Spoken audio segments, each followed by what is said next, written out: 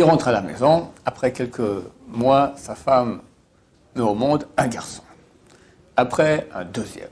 Après, un troisième. Après, un quatrième. Je déteste le whisky, je peux pas, c'est impossible. Bois. Je peux pas. Bois.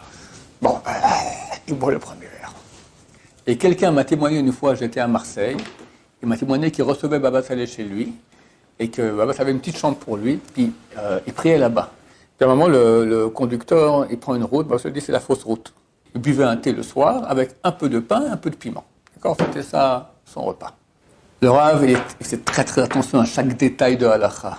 Le Rav, il regarde, ah bien, c'est bien. Hop, il arrive à la fin. Il dit, le nom de Dieu est tout sombre. Tous les noms de Dieu sont éclairants. Là, celui-là, tu as oublié de faire la kavana, n'est-ce pas? Il dit oui.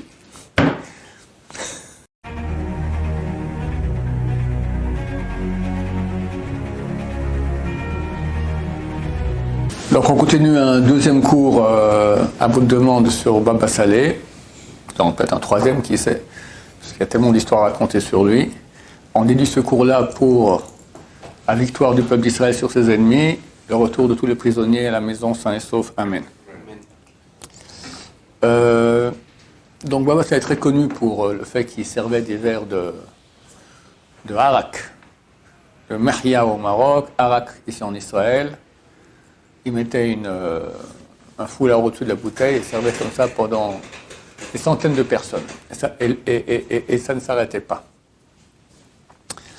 Mais pourquoi il faisait ça? Alors, c'est dur à savoir, on ne sait pas exactement, mais c'est clair que ces verres qu'il donnait aux gens avaient des pouvoirs extraordinaires. Il y a un grand rabbin, un grand Rosh Yeshiva. J'ai raconté une fois une histoire, j'ai raconté son nom. Je préfère pas raconter son nom, bien que je pense qu'il n'y a pas de la chose arabe, parce que lui-même a raconté ça. C'est un grand Rosh Yeshiva, actuellement en Israël, assez vieux, et un des membres de son équipe de rabbanim, c'est le gendre de Baba Saleh. Zal, il est mort dernièrement. Et de ce fait-là, il a dit à son gendre, amène-moi chez Baba Saleh. Ok, monsieur Baba Saleh, vous êtes très content de recevoir le Rosh Yeshiva, il installe, etc.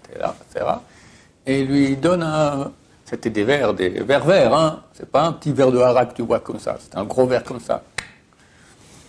Bon, le Rav, entre le Rav Yehuda, c'est son prénom, je ne vais pas dire son nom de famille, il dit désolé, Kvod Rav, mais j'ai un ulcère, je vois ça, c'est directement l'hôpital. Alors Rav lui dit Rofeh Hinam Omer Shatabari. Le médecin gratuit, c'est donc Dieu, dit que tu es en bonne santé. Bois. Bon, très embêté. Il s'est dit je vais me débarrasser du verre en douce. Puis en fait, il y avait 20-30 personnes là-bas, tout le monde le regarde comme ça, parce que tout le monde aurait bien voulu avoir le verre. Il ne sait pas quoi faire. Alors il dit aux gens de Baba Saleh, bon, je bois le verre, mais on part d'ici directement, on va directement à l'hôpital. Et il boit le verre. Des fois, le Rav donnait pas un verre. 5, 6, 7, 8, 9 verres. Les gens étaient à moitié sous chez lui, sortaient de chez lui, il ne faisait plus rien. C'était phénoménal. Le Rav Yehuda sort de chez le Rav, il se sent bien. Bon, il dit, on va à Jérusalem, il habitait à Jérusalem, on va à l'hôpital directement. On va à Jérusalem, tout va très bien. Bon, ok, demain matin à l'hôpital. Il dit comme ça à sa femme avant d'aller dormir. Il se lève le matin, tout va bien. Bon, la vie continue. Et il a raconté qu'il s'est planté. Pourquoi? Parce qu'il n'a pas cru. Il n'a pas cru au verre de Baba Saleh. Il raconte l'histoire d'un ami à lui, le Rav Batzri, qui est un des grands kabbalistes ici aujourd'hui en Israël, qui lui a eu la même histoire exactement. Il vient chez Baba Saleh, il donne un grand verre comme ça, il dit, je ne peux pas, j'ai un ulcère, je souffre, c'est l'hôpital direct. Rofeh Hinam, le médecin gratuit, dit que tu es en bonne santé, bois. Il a cru. Il a bu, et non seulement il n'a rien eu, mais son ulcère est parti. Ça l'a guéri sur place. Et comme ça, le Rav faisait des miracles extraordinaires avec ses verres. Une histoire ici, quelqu'un à Jérusalem, il avait 3 filles. Chez les Marocains, avoir que des filles et pas de garçons, c'est presque une malédiction. D'accord? Alors, il se plaignait. Quelqu'un lui dit, écoute, tu as une voiture, viens, on va chez Baba Saleh, tu vas prendre une bénédiction chez lui. Bon, ils partaient d'eux. Ils viennent chez Baba Saleh. Ça, c'est le petit-fils de Baba Saleh qui me racontait l'histoire. Et il est dans le quartier ici. Et Baba Saleh demande en arabe, qu'est-ce qu'il a, lui? Il vient de Yerushalayim. C'est quoi son problème? Il a que des filles, il demande des garçons. Ah, tiens, tu bois un verre. Ok, il boit. Après quelques minutes, le Rav dit, qu'est-ce qu'il a lui? Il vient Yerushalayim. C'est quoi son problème? Il a que des filles et des garçons. Tiens, prends un deuxième. Comme ça. 5 verres.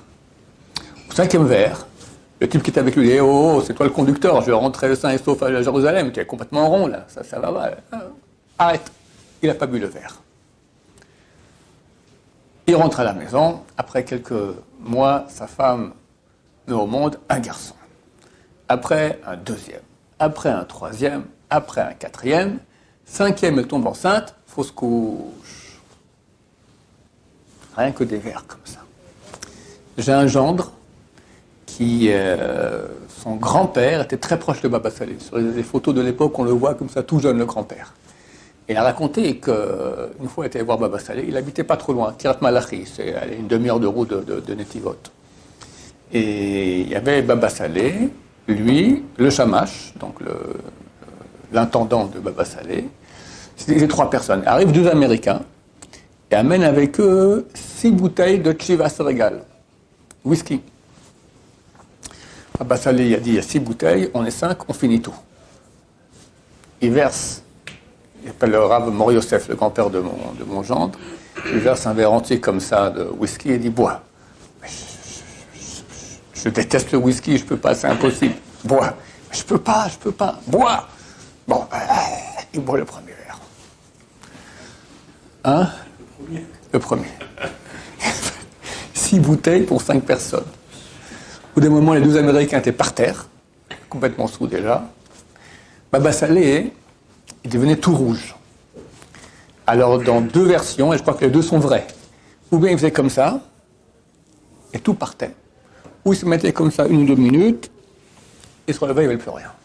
Son gendre lui a demandé, mais qu'est-ce que vous faites? Il dit, je pense à Dieu, et je suis pris d'une terreur tellement grande que toute mon ivresse, elle part. C'est écrit dans le Talmud que quand quelqu'un est pris de terreur, l'ivresse part. D'accord? Quelqu'un, il se saoule, on le dit maintenant, il y a des chasseurs de terroristes ici, sous ou pas, il devient très, il va se réveiller et tout, il sera super performant. Baba Salé, qui pensait à Dieu, était pris de terreur et tout, le whisky, c'était des quantités phénoménales. Alors, je ne sais pas ce que c'est. Mais on voit que ça faisait des choses extraordinaires. Alors, regarde l'histoire ici, maintenant, c'est encore pire. Donc là, les 2 Américains étaient par terre, d'accord. Le Shamash, Baba Salé, il a complètement trégué, et le Rav Mor Yosef, lui, il essaie de tenir le couple. Alors, il lui verse un 2e verre. Il dit, bois. Non, je peux pas. Bois, je peux pas. À la fin, Baba Salé a dit à son intendant, tu lui verses le verre dans le dos. Et il a versé tout le whisky dans son dos. Pourquoi? Je ne sais pas, mais c'est clair qu'il y a des choses très profondes là-dedans. On voit qu'il faisait des miracles extraordinaires. Et ils l'ont mis dans le coffre de la voiture, et on l'a ramené chez lui. Il raconte que lui était complètement inconscient. Lorsqu'ils ont ouvert le coffre de la voiture après une demi-heure de route, il était en pleine forme. D'accord? Un verre comme ça de whisky, que nous, on va à l'hôpital pour un truc pareil. Enfin, moi, personnellement. D'accord? Très belle histoire que je racontais dernièrement dans le cours du Mesat Yesharim. Un jour, il était malade, Baba Salé, et sa famille lui fait pression pour aller à l'hôpital. Il ne sert à rien, ils ne vont rien trouver. Bon. Après 2-3 jours, toujours malade, et la femme fait pression, mais ok, si vous voulez, on va y aller, mais je vous dis, ils vont absolument rien trouver. Donc on l'amène à l'hôpital à Beersheba, on fait toutes les vérifications, tout ça, ils ne trouvent absolument rien. Et il est dans son lit comme ça, il y a son Shamash qui est là-bas, et Baba Salé buvait du thé à la marocaine, je crois qu'il y avait 5 ou 7 cuillères de sucre dans le thé, très sucré. À ce moment, il y a le professeur qui rentre et il voit que le Shamash prépare le thé comme ça pour... voilà, c'est ça, par exemple, cherchez midi à 14h, c'est le sucre. Vous buvez du poison, c'est pour ça que vous êtes malade. Pas du tout. Moi, j'ai rien du sucre.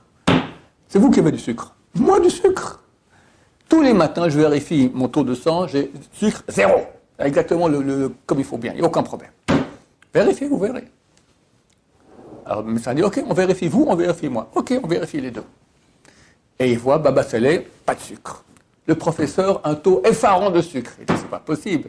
Sûrement ils sont trompés dans la vérification. Et on refait. Ils refont, et ils vérifient très bien, et ils voient que lui a du sucre, et Baba Salé n'a rien de sucre. C'est pas possible. Il est complètement en déprime profonde.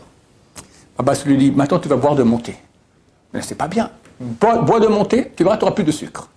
Il boit le thé avec tout le sucre. Maintenant, on fait la vérification. Il fait la vérification, 0. Tout est parti. Bon, tu comprends de quoi on parle, hein? Tout ça grâce à quoi? Sainteté, proximité de Dieu, étude de Torah, étude de Torah. J'ai vu sur son fils, et je pense que le père n'était pas différent que son fils, Rabbi Levi Abouhatzera a témoigné sur son père Baba Meir, jamais de sa vie il était endormi à minuit. D'après la Kabbalah, c'est très bien d'étudier la Torah à minuit et faire Tikkun Chatzot. Quand quelqu'un est endormi à minuit, il goûte au goût de la mort. S'il est réveillé, et il fait Birkot HaShachar, Tikkun Chatzot, étude Torah pendant 1 heure, il ne goûte pas au goût de la mort. C'est comme s'il a fait une sieste en pleine journée. Sinon, on goûte au goût de la mort. Il dit jamais, mon père Baba Meir, c'est arrivé qu'il dormait à minuit. Quand il était petit, son père Baba Saleh le levait tôt, au milieu de la nuit, comme ça, à minuit. Sa mère a dit, mais ça va, il est trop jeune, laisse-le. Si je n'habitue pas maintenant, jamais il se lèvera comme ça. Donc, et le père faisait cela, c'est dans la famille aussi. On voit chez Rabbi Yaakov, le grand-père Baba Saleh, il parle dans ses livres de l'importance de cela. Donc, c'était des géants. Et regardez quel miracle il faisait. Une fois, il avait 70 ans, il était à la yeshiva en France. Je crois que ça s'appelle Buffelin, une yeshiva de Chabad, proche de Paris. Il y avait là-bas un des jeunes qui s'occupait de lui. C'est au mois de Elul. Au mois de Elul, Baba Saleh faisait beaucoup de Tanit Efsaka, comme on a dit, des jeûnes de la semaine entière. Mais l'un après l'autre. Donc, il ne mangeait pas depuis le samedi soir jusqu'au vendredi soir. Il mangeait très peu à Shabbat et de nouveau rebelote comme ça pendant une semaine entière. Il a fait ça, je crois, 3 fois de suite. L'élève a dit, Kvod Arav, vous vous mettez en danger comme ça ne va pas. On ne peut pas ne pas manger 3 semaines de suite avec un peu que manger à Shabbat.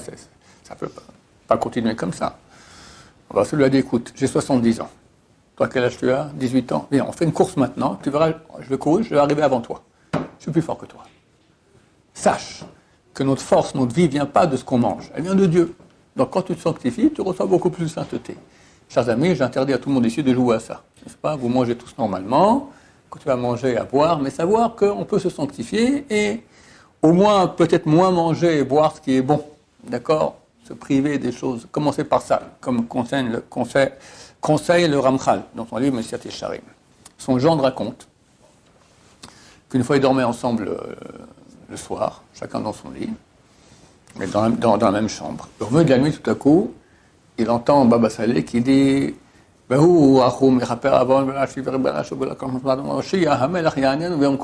verset qu'on dit avant Arvit. Avec le nom de Dieu. Il se met à prier Arvit. Mais il dit, on a déjà prié ce soir. Mais c'est un problème. Bon, il n'a pas osé le réveiller, enfin, il était couché.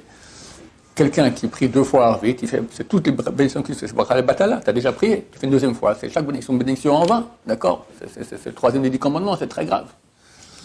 Le lendemain matin, il a demandé à Baba Saleh d'Arabe, je ne sais pas, mais cette nuit, fait tout Arvit avec le nom de Dieu, etc. Oui, dans le ciel, ils m'ont demandé des Chaler Tzibour. Chez Arcibourg, le ministre officiant, comme ici, il y a quelqu'un qui va faire Arvit, dans le ciel, on m'a demandé, alors il a dû tout refaire. Couché. Et quelqu'un m'a témoigné une fois, j'étais à Marseille, il m'a témoigné qu'il recevait Baba Saleh chez lui, et que Baba Saleh avait une petite chambre pour lui, puis il priait là-bas. On entendait un vacarme énorme. On entendait les gens qui répondaient Kaddish, on répondait Baruchou, d'accord, lui tout seul dans la chambre là-bas.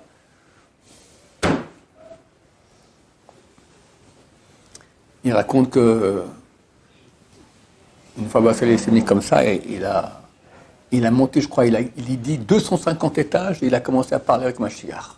Il parle avec Mashiach. Ah, c'était des choses extraordinaires, phénoménales. Un rave que j'ai connu, qui s'appelait le rave Ovadia. Son fils habite toujours à Beit Vagan. C'est le responsable de la communauté de Ismach Lev. Son père, Rabbi David Ovadia. Et il était proche de Baba Saleh. Ils étaient en France. Et Baba Saleh a voulu rentrer au Maroc. Alors ils sont partis en voiture, 3 personnes. Le conducteur, Rabbi David Ovadia, Baba Saleh en voiture, passé par l'Espagne et arrivé comme ça au Maroc. Ils arrivent en Espagne le soir. D'abord, Baba Saleh, durant toute la route, il était comme ça dans son livre. Puis à un moment, le conducteur, il prend une route, Baba Saleh dit c'est la fausse route. Il dit non, c'est bon, là, il n'y avait pas encore Waze à l'époque, mais c'est bon, c'est sur la carte, c'est tout ça. Bon, non, je te dis que tu es dans la fausse route. Vous arrivez, barrage. Barrage, effectivement, il y a eu des travaux, là, il faut prendre une autre route. Et le rab, il est dans son livre, comme ça. Bon, le soir, ils arrivent quelque part, et les deux, le conducteur Rav Ovadia, ils sortent faire un tour comme ça, visiter un peu, tourisme en Espagne, d'accord. Alors, ça leur dit, si vous voyez du piment, amenez-moi du piment. Le Rav, il mangeait un thé, il buvait un thé le soir, avec un peu de pain et un peu de piment. D'accord, c'était ça, son repas. Bon, les deux font un tour dans la ville, ils vont boire un café, après ils reviennent à la voiture, tout ça. Alors de trouver le piment, non, on n'a pas trouvé. Mais vous êtes aveugle. Vous êtes parti dans un café. Derrière le comptoir, là, à la caisse, là-bas, sur le mur, il y a un collier de piment comme ça, suspendu. Ils vont là-bas, ils voient effectivement, le Rav à distance, ils voyaient où il y avait le piment, d'accord. Ils ont acheté le piment. Le Rav, il fait très très attention à chaque détail de halakha. Par exemple, c'est une erreur commune que vous verrez dans toute votre vie. Quand on fait le Kaddish, on dit Hit Gadal, Hit Kadash, Sheme Rabba. Attends, le mot Hit Kadash, Sheme, le mot Hit Kadash finit par un shin, le mot Sheme commence par un shin. Alors beaucoup font la liaison, ils disent Hit Gadal, Hit Kadash, Sheme Rabba. En fait, ils ont dit un seul shin. Dans la Kabbalah, pour ces deux shins, il y a beaucoup de pensées kabbalistiques à avoir. C'est super important qu'il y ait le premier shin et le deuxième. Et hélas, beaucoup de gens ne font pas attention à cela. Une fois, un type, il a commencé, il a fait le ministre officiant chez Baba Saleh, il a commencé comme ça, prenez quelqu'un d'autre. Sur place, foutu dehors. D'accord ? En passant, faites aussi attention, parce que c'est yit, pas it, mais yit. Après, c'est pas kadal, mais gadal.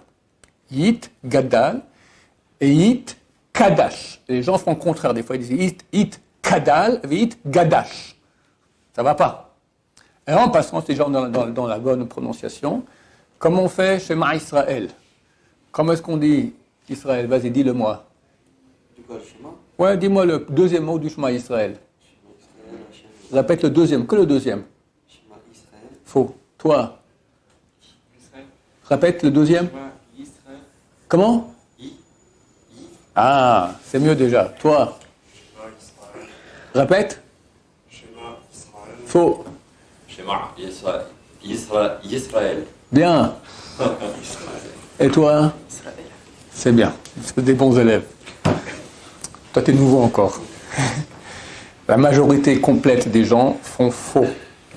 Parce qu'ils le disent en français. En français, il y a un I-S-R-A-E-L. Alors on dit Israël, mais c'est pas en hébreu. Le I, ça c'est Aleph Yud. Or, c'est pas Aleph Yud, c'est Yud. Yud, c'est Y. Donc c'est Shema Yisraël. Et Israël, c'est faux. Et comme ça, on pourrait faire très longtemps, mais c'est pas le sujet, on revient sur Baba Saleh. Très souvent, il demandait à acheter des nouvelles paires de tefilin. Il avait toujours des doutes que peut-être on peut faire mieux, etc. Une fois, il demandait à son gendre, amène-moi des parchemins de tefilin que je puisse voir maintenant de... Je crois qu'il voulait aussi avec les kabanot, avec les intentions kabbalistiques. Son grand-père, Rabbi Yaakov Abu Hatzera, il avait demandé à un sofer, un très très grand scribe, de lui faire une paire de tefilin parchemin. Maintenant, on peut avoir une tefilin qui a l'air complètement cachère et qui peut être complètement pas soule. Chaque fois que le sofer, le scribe, écrit le nom de Dieu, il doit dire « j'écris maintenant le nom de Dieu pour la sainteté du nom de Dieu ». Il doit faire comme ça. S'il a oublié, le tefilin a l'air cachère, on ne peut pas déceler cela, et il est complètement pas cachère. Alors, le type, il a écrit tout le tefilin, ça prend beaucoup d'heures de travail, avec attention kabbalistique, etc. Puis le dernier nom de Dieu, il a oublié de faire ça. Maintenant, c'est une épreuve. Pourquoi? Parce que c'est des heures, peut-être 2 semaines de travail, d'accord? Et si le nom de Dieu, il n'est pas bien, il faut refaire tout, d'accord? On ne peut pas effacer le nom de Dieu et refaire. Je dis, bon, jamais ça comme ça au Rav. Pauvre type. Le Rav, il regarde, ah bien, c'est bien, c'est bien, c'est bien. Hop, il arrive à la fin. Il dit, le nom de Dieu est tout sombre. Tous les noms de Dieu sont éclairants. Là, celui-là, tu as oublié de faire la kavana, n'est-ce pas? Il dit oui. Bon, je vais gentil avec toi, je te redonne de l'argent. Comme si je t'ai acheté cela, vas-y, tu me refais une autre paire, mais tu n'oublies rien. Et c'est pas de m'avoir la prochaine fois. Ça, on ne peut pas le vérifier. Ah, on ne peut pas vérifier. Il faut prendre fini chez quelqu'un de super cachère et prier, espérer que c'est cachère. espérer. Et à ce propos, justement, Baba Saleh disait « Je loue la coutume de la ville de Sofrou ». Il y a une ville au Maroc qui s'appelle Sofrou. Et là-bas, ils avaient une coutume qui mettait les tefilines sans bénédiction. Pourquoi? Parce qu'ils avaient un doute, peut-être que le tefilin n'est pas cachère. Alors, si tu fais une bénédiction sur un tefilin non cachère, alors non seulement tu n'as pas fait la mise de tefilin, mais tu as fait une bénédiction en vain, ce qui est très grave, c'est rappeler le nom de Dieu en vain, c'est le troisième des 10 commandements. Et pourquoi je prends un doute? Pourquoi je prends un risque? Je mets le tefilin, s'il est valable, je fais la mitzvah, au moins des tefilin. S'il n'est pas valable, au moins je ne peux pas dire le nom de Dieu en vain. Ils mettaient les tefilin sans bracha. Baba Saleh disait, je loue leur coutume. Je pense que je ne me trompe pas si je dis qu'aujourd'hui, en tout cas en France, la majorité des filines ne sont pas cachères. Je pense que je ne me trompe pas, j'espère que je me trompe. C'est pour ça que quand les gens viennent ici, très souvent on leur vérifie les filines, on voit plein d'erreurs. Tu nous as montré tes filines à toi? Tu as corrigé, tu viens de les corriger maintenant. Voilà. Il y a plein de problèmes. Ce qu'on voit, ce qu'on ne voit pas. Il y a des tas de problèmes qu'il peut y avoir qu'on ne voit jamais, on ne peut pas savoir. Et les gens sont tellement affamés de faire de l'argent, donc ils font des filines qui ne sont pas cachères, qui ne vont pas, ils les vendent. C'est terrible, terrible, terrible, terrible. Baba Saleh, chaque quelques mois, il voulait acheter une nouvelle paire, etc. Pour être certain. Alors, une fois, il a demandé à son gendre d'aller chez 3 grands scribes kabbalistes à Jérusalem, les meilleurs, il veut voir leur parchemin. Chacun est super honoré qu'il va écrire le film de Baba Saleh, tu parles. Après, c'est la belle vie, d'accord? Alors on amène les parchemins chez Baba Saleh, il dit « Ah, je pense qu'à l'argent. » Encore un deuxième, lui aussi pense qu'à l'argent. S'il y a une erreur. Et je ne sais pas si c'est dans ce cas-là une autre histoire que raconte son gendre aussi, qu'il a ramené le film chez le sophère, le scribe, il dit « Il y a une erreur. » Et c'est pas possible. Le scribe, il relit tout bien comme il, aucune erreur. Et Baba Saleh ne s'est pas trompé, une troisième fois il relit tout, il n'y a pas d'erreur. Ils sont mis les deux ensemble, ils sont allés, et à la fin ils ont trouvé une erreur, il y avait 2 lettres inversées, on ne pouvait presque pas ne pas le voir, on ne pouvait pas se rendre compte de cela. Il y a des trucs comme ça, tu crois, hop, et Baba Saleh, à la seconde il voit, un tefilin il doit être lumineux, d'accord. Il y avait un rave ici, c'était le Rosh HaYeshivot en Israël, c'était le rave du Rav Shach, c'était le rave Even Haezel, il a écrit un livre qui s'appelle Even Haezel. Un jour, on lui amène un verre d'eau, il dit, mais le verre n'est pas trempé au mikvé. Il dit, comment un verre, tout ce qui est en verre, en métal doit être trempé au mikvé. Le verre n'est pas trempé au mikvé. Mais comme vous ne voyez pas ici, le nom de Dieu, il n'apparaît pas. Il y a des gens qui ont des yeux purs, ils n'ont pas regardé les bonnes femmes dans la rue, ils ont travaillé des années comme ça, ils purifient leurs yeux, ils voient le nom de Dieu. Une fois, c'est la guerre du Liban, première guerre du Liban, 82. Il est décédé en 84. En 82, il y a la guerre du Liban, et un des soldats qui était là-bas, on lui dit sa fille est tombée malade, grave, elle est à l'hôpital, qui prenne un congé. C'était à Beersheba. Il est descendu donc, depuis le Liban jusqu'à Beersheba, au sud du pays, puis il s'est dit, je vais passer chez Baba Saleh. Chez Baba Saleh, il lui dit, tu prends de cette eau-là, très souvent il y a de l'eau bénie, tu l'enduis, ou des fois à boire, enfin toutes sortes de posologies différentes, elle va guérir, t'en fais pas. Et tu la sors de l'hôpital. Il arrive là-bas, il enduit sa fille, tac, il la sort de l'hôpital. Des fois, les médecins hurlaient, mais jamais de la vie, il va la mettre en danger, etc. Et les gens guérissaient comme ça. Il revient à la base, et son officier lui dit, alors ça va, ta fille est guérie, tout ça? Ouais, bon, je vais chez Baba Saleh, il donne un peu d'eau, j'enduis, et voilà, je sortais, elle a guéri. Tu crois ces bêtises-là? Ce vieux pépé comme ça, il se met à parler de Baba Saleh de façon extrêmement non respectueuse, je ne vais pas dire même en exemple, d'accord? Il descend sur Baba Saleh, il en fait de la chair à pâté. Le lendemain matin, le soldat, on m'a dit qu'il s'appelait Yosef. Yosef! Yosef! Il est où, Yosef? Son officier, il est où? Il est où? Je dois aller voir ton rave. Qu'est-ce qui se passe? Il est venu cette nuit en rêve, il m'est tombé dessus, il m'a engueulé comme du poisson pourri, je dois aller demander pardon. Donne-moi son adresse. L'officier, il arrive là-bas, il repart depuis tout, il arrive à Beersheba, il rentre là-bas et il y avait 100 personnes qui attendaient, il y avait des queues énormes. Bon, il s'assied. Toute la porte s'ouvre de chez Baba Saleh, sort l'intendant, lui dit, Baba Saleh, c'est bon, il t'excuse, mais plus jamais tu fais une chose pareille. Tu pars maintenant, il ne veut même pas te recevoir. Baba Saleh a vu depuis sa chambre que c'était arrivé, tac, et comme ça. En 84, Pessah 84, le fils de Baba Saleh est décédé, Baba Meir, alors que Baba Saleh était encore... Non, c'était en 83. En 83, Pessah 83, Baba Meir décédé à Pessah, alors qu'il avait 60 ans. Et son père est décédé l'année d'après, le mois de février, le 4 Shvat, alors qu'il avait 94 ans. Et Baba Saleh était très triste que son fils soit décédé. C'est pas normal, c'est pas le fils qui doit mourir avant son père. Mais en fait, Baba Saleh, il habitait environ à 3/4 d'heure à Netivot, qui était en fait 3/4 d'heure de route de Ashdod, où habitait Baba Meir. Et il m'a dit qu'il le prenait en voiture, très souvent. Une fois, très souvent, ça avait été le chavruta de mon chavruta. J'avais un chavruta, que j'étudiais pendant 15 ans, qui lui étudiait dans Yeshiva Negev, la yeshiva qui était à 300 mètres de la maison de Baba Saleh. Et à Netivot, à l'époque, personne n'avait de voiture, c'est très très rare. Et ce chavruta, de mon chavruta, avait une voiture. Très souvent, Baba Saleh lui demandait, tiens, tu me prends là, tu me prends là, tu me prends là. Puis un jour, il revient, le chavruta, et dit à mon chavruta, psh, quoi, psh. Ah, c'est extraordinaire, quoi. Ben, j'ai pris Baba Saleh, il a voulu aller voir son fils à Ashdod. On est arrivé en bas de chez lui, il m'a dit, Baba Saleh, va dire à mon fils que je suis là. Et Baba Saleh s'est mis à la place du conducteur. Le fils est entré, s'est mis à côté du conducteur, ils se sont fait la bise, et moi je me suis mis derrière. Pendant une demi-heure, ils n'ont pas dit un mot. De temps en temps, un petit grognement, après ils ont fait la bise, hop, Baba Meir est reparti chez lui, Baba Saleh, on est reparti. Donc j'ai vu qu'ils communiquent par pensée. Ça me rappelle une autre histoire que je vais raconter après, mais je reviens maintenant sur la mort de Baba Meir. Une fois, le conducteur, c'est un autre qui les prenait en voiture longtemps. Il a vu qu'ils sont restés beaucoup plus longtemps ensemble. Alors, je ne sais pas si c'était en discussion silencieuse ou chez la maison. Ils sont restés très très longtemps. Ils ont discuté. Et je crois que le conducteur a demandé à Baba Saleh, ou il a su en tout cas, quel était le sujet de la discussion. C'était beaucoup plus long que d'habitude. Alors Baba Saleh lui a dit, on s'est bagarré les deux, on s'est disputé. On a vu qu'il y a un très grand décret de mort de milliers de juifs. Il a dit 50 000 juifs, il avait dit. Et on s'est bagarré qui mériterait de mourir pour aller annuler le décret. Et c'est mon fils qui a gagné. Il est tombé malade, et en quelques jours il est mort. Enfin, il a été malade pendant longtemps.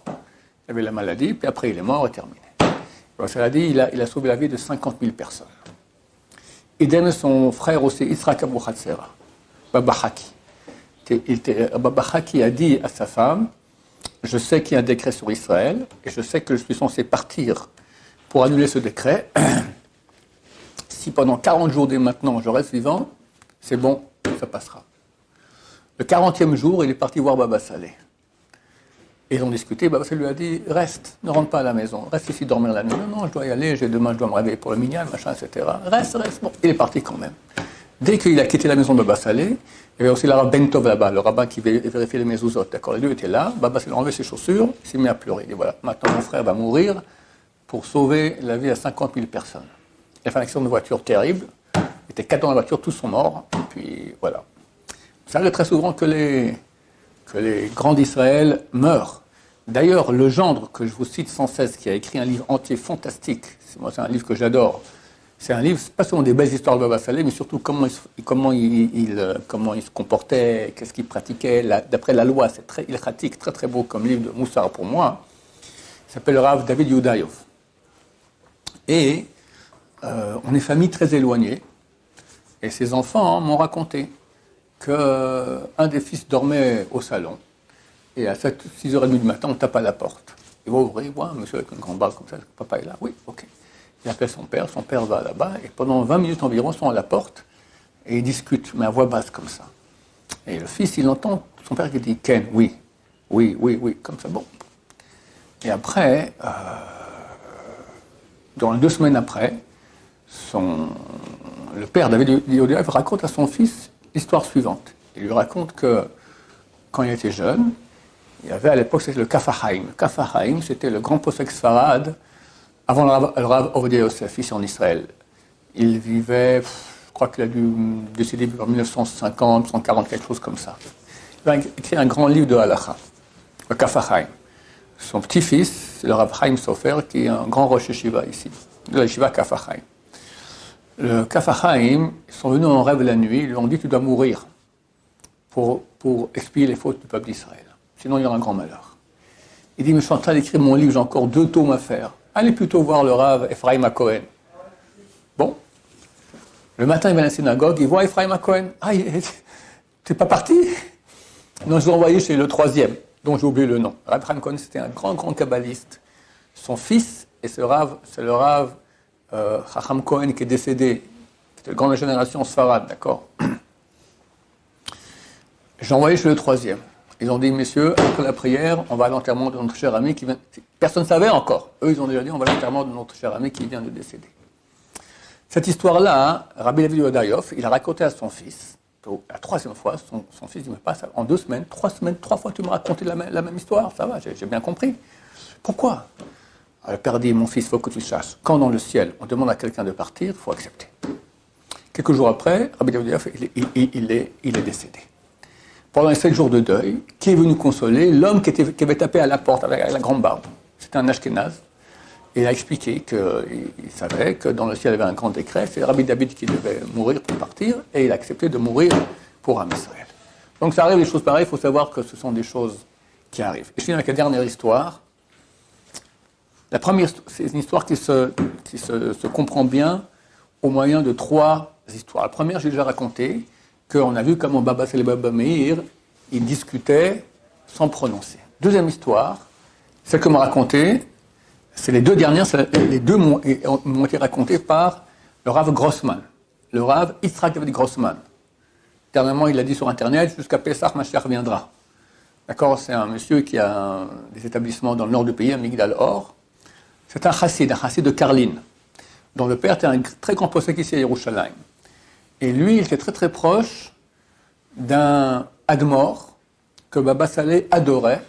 C'était le Admor de Lelov. Grand sadique. Si Baba Salé l'aimait, c'est un grand sadique. Pour vous dire juste que quand il est mort, j'ai eu la chance d'aller à son enterrement, il pesait 24 kilos. Toute sa vie, il a jeûné. Pendant 50 ans de suite, il jeûnait tous les jours. Et je crois qu'il finissait tous les télim avant de faire Shachrit. Le Rav Grossman était très proche de Admor de Lelov. Il était jeune, pas encore marié. Il voulait participer au soir du Seder de Admor de Lelov, à Bnei Brak. Mais l'Admor de Lelov ne recevait que des gens mariés, pas des gens pas mariés. Les gens pas mariés, ils ont toutes sortes d'images dans la tête, tout ça. Il ne voulait pas de ça sur sa table. Non, il s'est faufilé. Il a vu que le Rav l'a vu, il ne lui a rien dit. Il m'a raconté, Rav Grossman, qu'il faisait la galope Pessah très rapidement, mais c'était une vraie bataille. Il se battait contre des forces titanesques. Il se levait au milieu, comme ça, en disant la Haggadah, et se roulait sur le mur. Il tournait comme ça sur le mur, tout le long de la salle, comme ça, en disant la Haggadah. Puis à la fin, il s'assied, il s'affale sur sa chaise, épuisé, fin de la Haggadah. Et il voit le Rav Grossman de loin, et il dit « Itchi David », son nom c'est Yitzhak David, mais en yiddish c'est « Itchi David ». Vous êtes des chassides de Karlin, n'est-ce pas? Il dit oui. Alors pourquoi ton père, il fait la Haggadah avec les intentions kabbalistiques de Chabad, Lubavitch? Il dit, je ne sais pas, je lui demanderai. Après la fête, le Rav Grossman rentre à la maison à Jérusalem et dit, papa, dans quelle Haggadah tu as fait la Haggadah de Pessah? Tu sais, nous on est Karlin, on mange le Karlin, mais quelqu'un m'a offert une très belle Haggadah avec les intentions kabbalistiques de Chabad, je fais Chabad cette fois-là. Le Rav, il a Bnei Brak, qui voit les intentions kabbalistiques de quelqu'un à Jérusalem. Phénoménal. La dernière histoire, la voici. Un jour, le Shamash, l'intendant de Baba Salé, c'est un dimanche, revient en fin d'après-midi. Il arrive chez Baba Salé. Où t'étais? J'étais à Méron. T'étais à Méron? Méron, c'est la tombe de Rabbi Shimon Bar Yochai. Qui y avait là-bas? Il y avait l'Admor de Lelov. Quoi, l'Admor de Lelov est à Méron? Viens, on y va. Quoi, viens, on y va? À l'époque, pour venir de Méron à Nétéos, c'est 7 heures de route. D'accord? Baba Salé était très très vieux déjà. Et quel âge il avait? Il avait 90 ans. Baba Salé lui a dit, on y va maintenant. Il était vieux, très très vieux. Faire une route pareille. Mais Baba Salé décide une chose, il ne bouge pas. Ils partent en voiture, ils arrivent à Méron, et directement ils rentrent, il y avait la salle, c'était la salle de la police en fait, et là-bas ils ont mis un lit pour l'Admor de Lelov, qui était malade, qui était immobilisé, il était paralysé, d'accord, il était dans son lit. Et Baba Saleh rentre là-bas. Qui était présent? Le Rav Grossman. Il m'a raconté l'histoire. Il m'a raconté 2 fois l'histoire avec 2 ans d'écart entre la première et la deuxième version. Qui sont les mêmes. Pour la deuxième fois, je vais poser une question. Je vous dirai tout de suite laquelle. Et Baba Saleh se met à regarder dans les yeux la demande de l'élève, et comme ça pendant 10 minutes, sans rien dire. Discussion silencieuse. La deuxième fois, je lui dis, mais quel regard ils avaient? Il m'a dit un regard d'amour l'un pour l'autre. Et après, Baba Saleh, il sort. Rav Grossman le prend par le coude comme ça, et il va à la tombe de Rabbi Shimon Bar Yochai, mais pas l'endroit des hommes, l'endroit des femmes. C'était en plein hiver, donc il n'y avait personne là-bas. Et il arrive à 1 mètre de la tombe de Rabbi Shimon Bar Yochai, on lui met une chaise, il prend sa canne, main gauche, main droite, comme ça, pendant une demi-heure. Il n'a même pas touché la tombe de Rabbi Shimon Bar Yochai. Rav Grossman qui attend à côté de lui. Baba Saleh se lève, il reprend comme ça le Rav Grossman, et là sort l'intendant de Admor de Lelov. Et les deux parlent yiddish. Alors le Rav Grossman demande à l'intendant, was sagt die Rebbe? Qu'est-ce qu'il a dit le Admor? Alors il a dit que le Rav de Lelov a dit, Baba Saleh et moi, on s'est concerté avec Rabbi Shimon Bar Yochai que ce que nos ennemis veulent nous faire, qu'ils se le fassent à eux-mêmes. Et quelques jours après a commencé la guerre Irak-Iran. C'était en 1980. Moi j'étais à l'armée à l'époque. Il y a eu 1 million de morts. L'Irak et l'Iran, c'était 2 superpuissances énormes contre Israël. Ils ont fait la guerre entre eux, Baruch Hashem. Et maintenant, bon, on a encore l'Iran, ça se passera pour eux aussi la même chose, Bezrat Hashem. 2 hommes, Améron, qui se regardent et qui décident comme ça, et regardez qu'est-ce que ça a fait, extraordinaire. Que son mérite nous protège, que comme il a fait une décision pareille, c'est marqué que les tzadikim dans leur mort sont plus grands que leur vie. C'est une décision que tous nos ennemis disparaissent. Mashiach ben Berachamim, combien il pleurait pour Mashiach, combien il pleurait pour voir Mashiach. Et nous, on va le voir Bezrat Hashem. Baruch Adonai, l'Olam, Amen va Amen.